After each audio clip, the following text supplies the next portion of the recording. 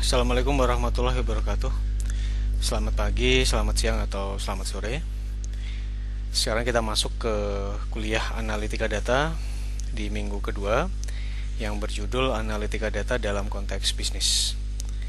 Nah, ini sesuai dengan SAP begitu ya. Setelah minggu lalu Anda belajar gitu, kira-kira keberlimpahan data itu apa saja yang bisa dimanfaatkan. Jadi kan sekarang memang semua kita sama-sama paham begitu ya, bahwa data itu apa? Bukan banyak lagi begitu ya. Bukan banyak lagi tetapi abundant gitu ya. Sehingga dengan data yang abundant itu apa yang bisa kita lakukan gitu. Jangan-jangan malah tidak ada manfaatnya begitu. Itu kan yang seharusnya menjadi pertanyaan kritis kita yang pertama. Kalau memang tidak ada manfaatnya, ya sebetulnya tidak ada alasan Anda harus belajar atau melakukan ini. Jangan-jangan malah tidak bermanfaat sama sekali. Ya. Nah, maka dari itu, karena kita semua berada di dalam teknik industri dan juga manajemen rekayasa, begitu ya, maka tentu tujuan dari Anda melakukan optimisasi, perbaikan proses, atau yang lain-lain itu, kalau saya selalu mengkaitkan begitu ya dengan konteks bisnisnya apa. Oh ya, sebelum saya lupa, di sini saya menggunakan slide-nya dari Pak Titah begitu ya. E, jadi hak ciptanya tetap ada di beliau, gitu karena beliau yang menyusun bagian yang ini. Nah, kalau kita lihat kembali, itu menjadi hal yang sangat penting karena contoh begitu ya, Anda mengumpulkan data banyak, Anda bisa memvisualisasikan dengan baik, Anda bisa membersihkan data dan lain sebagainya dan lain sebagainya. Tapi tidak terlalu berhubungan dengan bisnis, ya menurut saya agak percuma begitu, karena pada dasarnya juga tidak akan terlalu bermanfaat kepada organisasi kita. Padahal kalau di dalam teknik industri dan juga manajemen rekayasa, tentu tujuan kita sebetulnya bisa disamarkan tuh dua begitu ya. Yang pertama, kita bisa menaikkan pendapatan, atau Anda bisa menurunkan biaya. Nah, untuk bisa melihat ini tentu Anda harus melihat konteksnya itu menjadi seperti apa.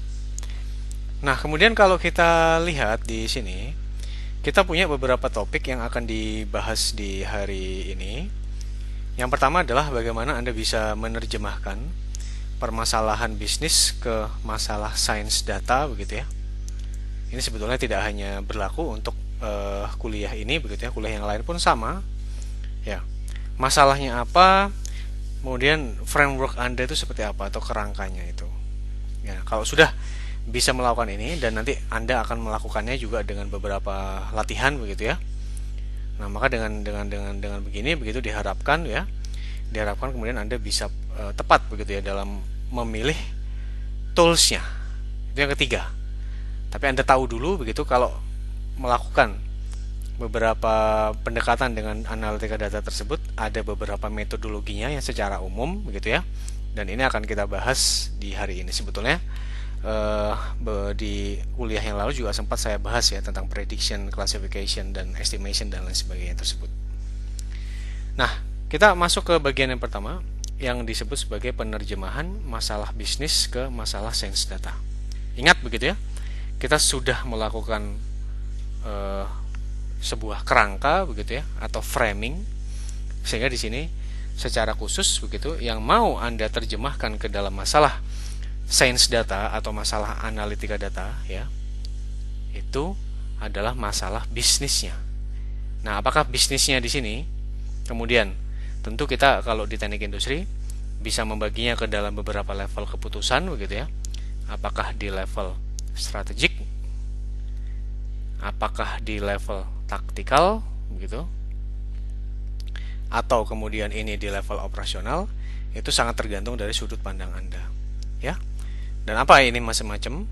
Kalau kita lihat di sini, level strategik ya biasanya yang dilakukan jangka panjang, mungkin 15-25 tahun dari sekarang. Tactical mungkin 5-10 tahun sekarang. Ya kalau operation ya recent begitu ya, yang saat ini dilakukan. Nah, ini kemudian kalau yang diharapkan untuk dipelajari di hari ini, yang pertama begitu, Anda diharapkan untuk mampu menerjemahkan permasalahan bisnis sebagai permasalahan sains data ya. Berikutnya ini Anda paham tadi metodologinya dan Anda bisa memilih begitu ya toolsnya apa. Sehingga mungkin tidak hanya memilih, nanti diharapkan tentu ya Anda bisa melakukan beberapa pengembangan dari tools-tools yang dipilih ini. Oke? Nah, ini sebuah gambar yang sangat sering muncul, mungkin akan sangat sering muncul di kuliah ini, yaitu tentang sebetulnya data science itu apa. Dan ini apa itu namanya, merupakan konsep yang sangat penting begitu ya. Nah, kalau yang pertama di sini, ini saya tidak tahu ya, apakah ini sengaja atau tidak, cuma mungkin iya kalau saya menduga. Di sini kalau Anda lihat ada 3 elemen. Yang pertama itu adalah pengetahuan secara substansif atau ya konteks bisnisnya itu apa. Jadi kalau Anda bertanya begitu, konteks bisnis itu di mana, ya berarti di sini. Itu kita berbicara masalah konteks bisnisnya. Kemudian kalau Anda melihat begitu, ya, setelahnya kita memerlukan apa? Kok versi saya sendiri, setelah Anda memahami konteks bisnisnya, Anda perlu begitu ya untuk paham kira-kira model-model dasarnya itu apa. Dan kalau kita berbicara model-model begitu ya, maka tentu mutlak diperlukan begitu ya pengetahuan di bidang matematika dan juga statistika yang menjadi dasar dari bidang keilmuan ini. Ya. Setelahnya begitu, akan sangat baik kalau Anda juga memiliki kemampuan secara teknis. Ya, dia menggunakan bahasa yang provokatif begitu ya. Tapi mungkin bisa kita samarikan, yaitu kurang lebih adalah kemampuan Anda di bidang pemrogramannya. Jadi akan sangat baik kalau Anda juga memiliki kemampuan bidang pemrogramannya. Ya. Kalau Anda memiliki ketiga-tiganya, baru dibilang bahwa Anda sudah berbicara masalah data science-nya tersebut. Ya.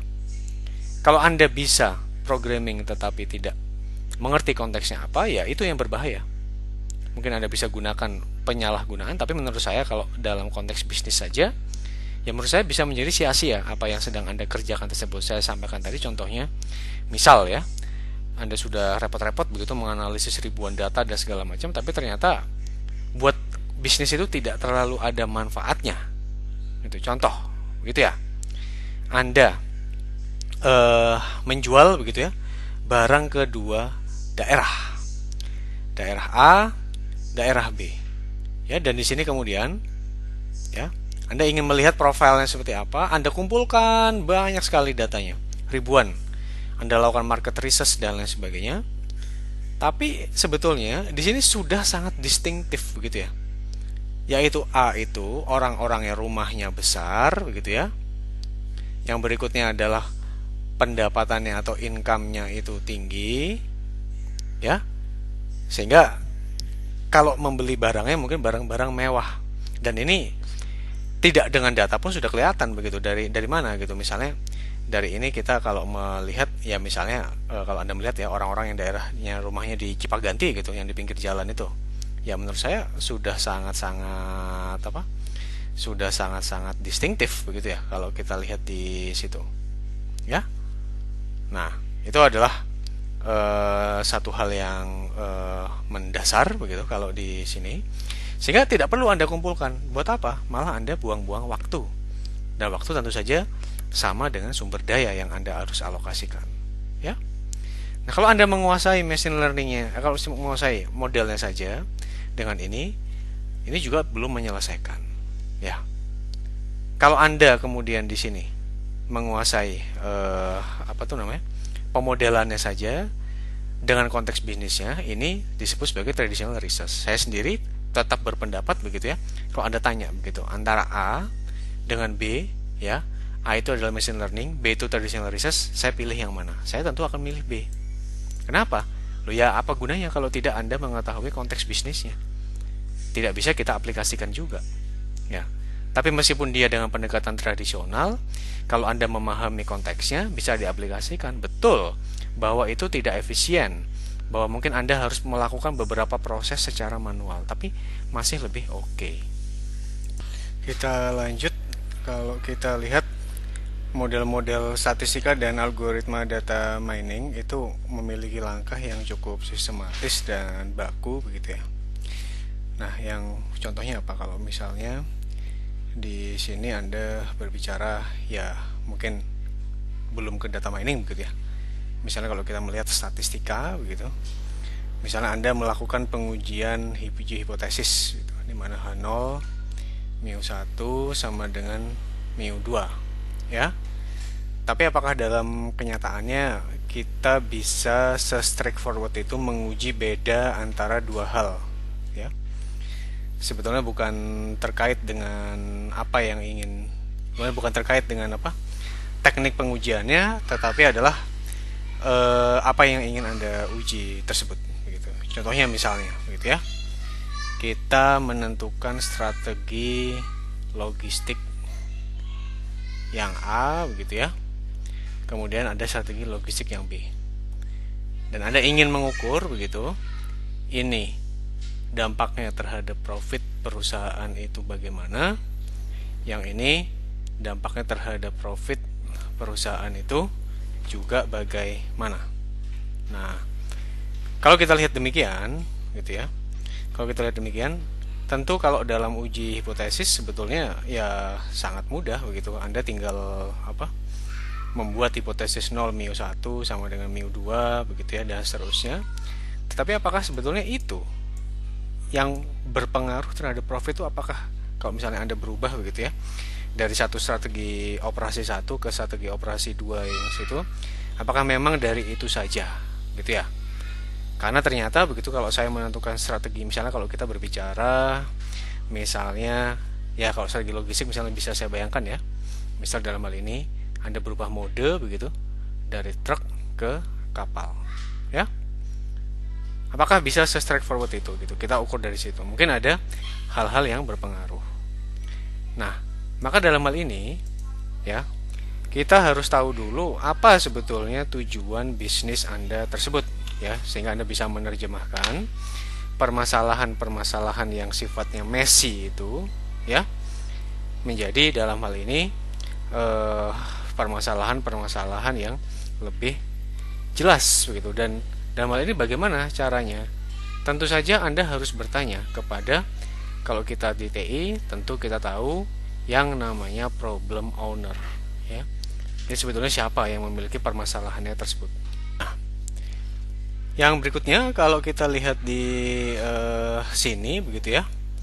Kemudian di sini ada lagi, ini yang disebut sebagai pemahaman bisnis. Nah, ini merupakan satu tahap begitu ya, dimana Anda ya, kalau istilahnya begitu, kalau di penelitian TI gampangnya ini merupakan tahapan di mana Anda memahami sistem existing gitu ya. Anda paham sistem existing begitu. Nah, kemudian di sini kalau kita lihat di sini ya, bagaimana kemudian dari permasalahan bisnis tersebut Anda bisa membuat permasalahan yang lebih sesuai dalam konteks data science ya. Nah, kemudian ini pertimbangkan beberapa skenario begitu ya, jadi Anda tidak terjebak ke dalam mengusulkan satu hal saja. Nah, ini ada beberapa tipe yang tidak mengikat begitu ya, tapi mungkin kadang-kadang terjadi begitu dalam beberapa pertanyaan bisnis itu. Yang pertama sekarang adalah sebetulnya siapa begitu ya pelanggan yang paling profitable begitu. Karena dari situ Anda bisa berangkat begitu, itu yang menjadi unit analisisnya. Ya, mengapa? Karena satu begitu ya. Ya, kita pragmatis bahwa waktu yang dimiliki untuk melakukan research begitu ya, kajian atau apapun tidak sebanyak itu, sehingga kalau Anda bisa mengambil yang paling dominan itu biasanya sudah cukup membantu ya. Yang berikutnya kalau kita lihat di sini, nah ini yang saya bilang tadi ya. Jangan-jangan sebetulnya ada beberapa hal begitu ya yang ada beberapa hal yang di sini kalau kita lihat yang mana dia itu straightforward begitu ya, jadi tidak dilakukan data analytics pun bisa ya. Contohnya tadi di mana ada dua pelanggan begitu ya, pelanggannya tersebut ada yang memang dari golongan orang-orang yang kaya begitu ya, ada juga mungkin pelanggan yang berasal dari orang yang biasa saja begitu, sehingga tanpa dilakukan analisis macam-macam pun seharusnya kita sudah ketahuan jawabannya apa begitu ya.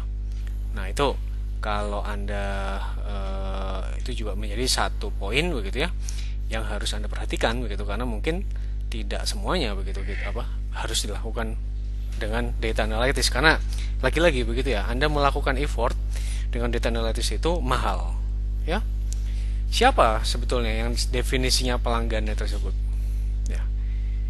Kalau misalnya begitu Anda punya bisnis rantai pasok begitu ya, ngirim dari pabrik kemudian ke wholesale, ini saya lambangkan yang segitiga terbalik ini adalah inventory begitu ya.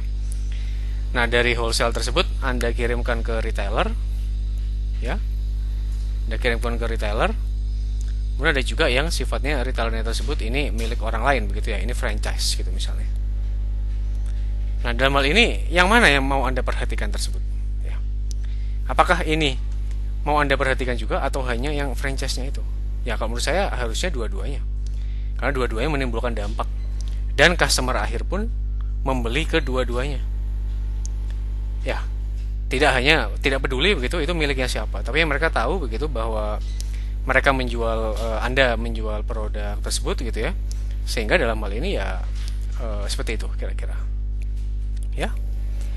Nah, kemudian di sini yang perlu Anda tanyakan juga, apakah mungkin ada pelanggan-pelanggan tambahan begitu ya, atau pelanggan-pelanggan baru yang akan mendapatkan keuntungan dari apa yang akan kita lakukan ini, ya? Dan berapa kemudian tingkat pendapatan yang bisa di-generate tersebut. Nah, ini ada siklus begitu ya dalam data analytics. Yang pertama, Anda harus identifikasi dulu begitu ya. Kira-kira ini peluang-peluang bisnisnya ini apa saja, itu ya. Berikutnya kalau kita lihat di sini, dari peluang-peluang bisnisnya tersebut, di situ Anda bisa melakukan transformasi begitu ya, sehingga Anda bisa mendapatkan informasi yang persisnya itu saya harus fokus ke mana ya. Jadi kita sudah bukan berbicara data lagi, tetapi Anda berbicara informasi yang penting. Kemudian Anda melakukan apa, gitu ya. Dalam melakukan X ini tentu basisnya di sini kita punya models ya, algorithms ya, dan lain sebagainya. Di sini itu merupakan satu hal yang sangat penting menurut saya, gitu ya. Jadi kalau Anda lihat tadi 3 kuadran gitu dari gambarnya Rachel Schutt gitu. Di situ kalau Anda lihat itu di models dan algoritmsnya itu prasyarat dari matematiknya itu merupakan satu hal yang tidak bisa dipisahkan, ya. Dan Anda mengukur gitu kira-kira hasilnya seperti apa. Apakah berhasil? Belum. Kalau belum kemudian ya Anda ulang lagi. Nah, ini ada beberapa hal, atau kalau kita spesifik bicara dalam konteks data begitu ya, berarti adalah proses bisnis begitu yang bisa Anda lakukan untuk data mining ini ya. Yang pertama gitu, misalnya kita berbicara misalnya seseorang begitu sedang melakukan perencanaan untuk pengenalan atau peluncuran produk baru gitu ya. Jadi Anda harus merencanakan kemana, kemudian direct marketing gitu ya. Kemudian mungkin Anda melihat berapa banyak customer Anda yang masih bertahan atau yang kira-kira mungkin akan pergi begitu dari Anda tersebut ya. Anda bisa melihat juga kira-kira hasil ya dari sebuah usaha-usaha pemasaran itu seperti apa ya. Jadi itu adalah beberapa hal, meskipun juga tidak terbatas ke situ. Kalau menurut saya masih sangat banyak peluang-peluangnya yang bisa Anda eksplorasi kalau kita berbicara masalah data analytics seperti ini gitu ya. Nah, kemudian bagian yang terakhir di sesi pertama ini gitu ya.